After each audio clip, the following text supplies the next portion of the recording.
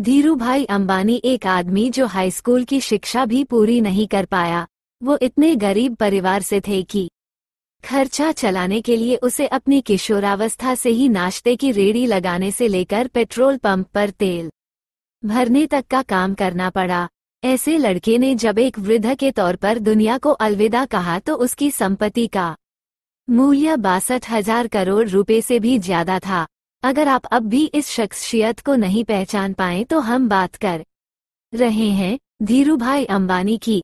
एक ऐसा सफल चेहरा जिसने हर एक गरीब को उम्मीद दी कि सफल होने के लिए पैसा नहीं, नियत चाहिए। सफलता उन्हीं को मिलती है जो उसके लिए जोखिम उठाते हैं। धीरूभाई ने बार बार साबित किया कि जोखिम लेना व्यवसाय का नहीं, आगे बढ़ने का मंत्र है। शुरुआती जीवन 28 दिसंबर 1932 को गुजरात के जूनागढ़ के छोटे से गांव चोरवाड़ में धीरजलाल हीरालाल अंबानी का जन्म हुआ। पिता गोवर्धनभाई अंबानी एक शिक्षक थे। माता जमनाबेन एक सामान्य गृहिणी थी। धीरूभाई के 4 भाई बहन और थे। इतने बड़े परिवार का लालन पालन करना अध्यापक गोवर्धनभाई के लिए सरल काम न था। एक समय ऐसा आया कि आर्थिक परेशानियों की वजह से धीरूभाई को पढ़ाई बीच में ही छोड़नी पड़ी और उनकी स्कूली शिक्षा भी अधूरी रह गई। पिता की मदद करने के लिए धीरूभाई ने छोटे मोटे काम करने शुरू कर दिए।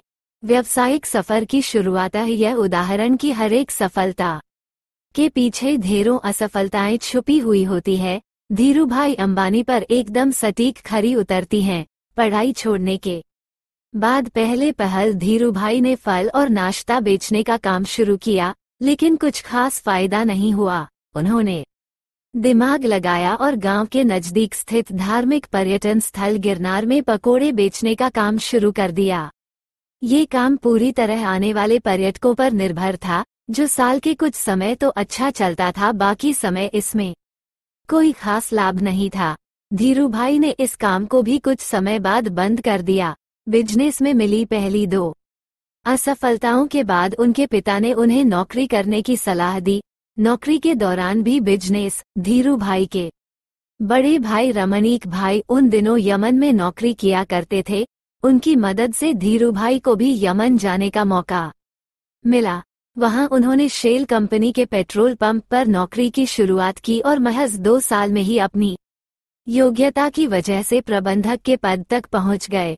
इस नौकरी के दौरान भी उनका मन इसमें कम और व्यवसाय करने के मौकों की तरफ ज्यादा रहा। उन्होंने उस हर एक संभावना पर इस समय में विचार किया कि किस तरह वे सफल बिजनेसमैन बन सकते हैं।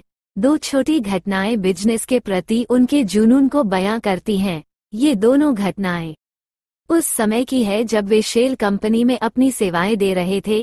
जहां वे काम करते थे, वहां काम करने वाला कर्मियों को चाय महज 25 पैसे में मिलती थी, लेकिन धीरूभाई पास ही एक बड़े होटल में चाय पीने जाते थे, जहां चाय के लिए 1 रुपया चुकाना पड़ता था। उनसे जब इसका कारण पूछा गया तो उन्होंने बताया कि उसे बड़े होटल में बड़े बड़े व्यापारी आते हैं और बिजनेस के बारे में बातें करते हैं, उन्हें ही सुनने जाता हूँ ताकि व्यापार की बारीकियों को समझ सकूं।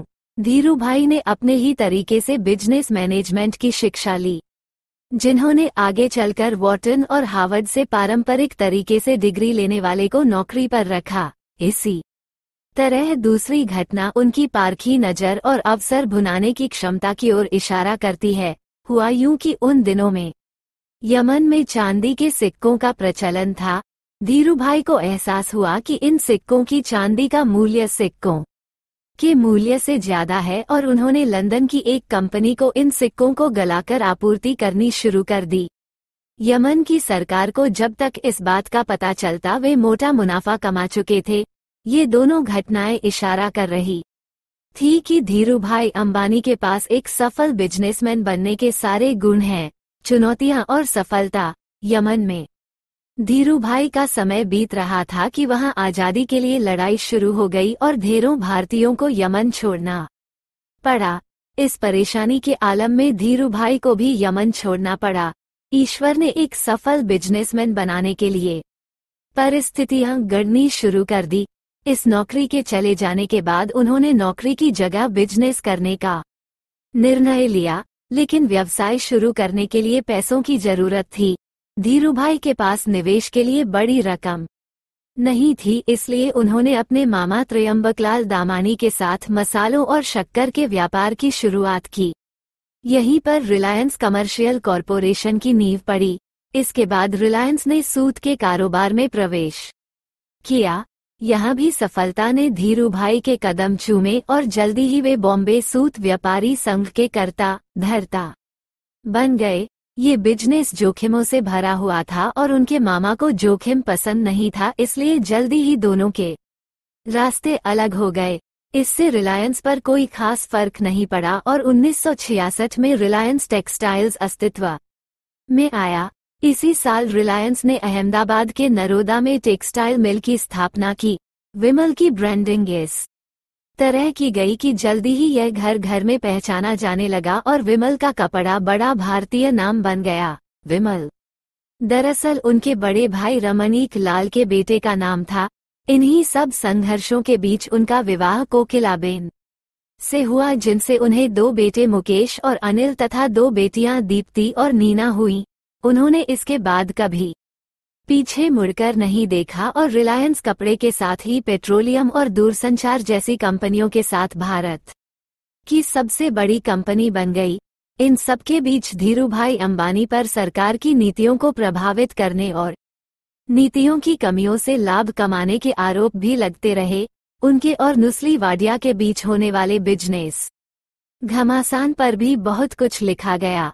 उनके जीवन से प्रेरित एक फिल्म गुरु बनाई गई, जिसमें अभिषेक बच्चन ने उनकी भूमिका का निर्वाह किया। लगातार बढ़ते बिजनेस के बीच उनका स्वास्थ्य खराब हुआ और 6 जुलाई 2002 को उनकी मृत्यु हो गई।